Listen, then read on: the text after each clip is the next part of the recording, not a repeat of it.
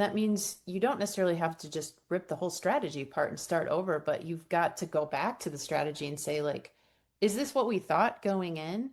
Or are there differences that would then impact the messaging and the creative and the targeting and all of the bid strategy, the competitive layout, right? It gives you more insight into where the strategy needs to be and the delivery needs to be adjusted when you have that feedback.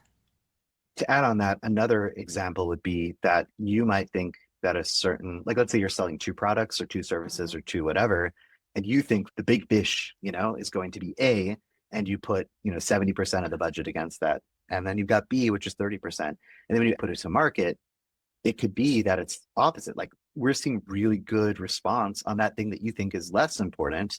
And therefore you might have to switch budget and change what you need to do. It doesn't mean that always happens that way, but that's a really good example where you set out the strategy and this is what we're focusing on, but those things change. And therefore that's why you have to meet and you have to have feedback and talk, and often pivots are required. Yeah, exactly.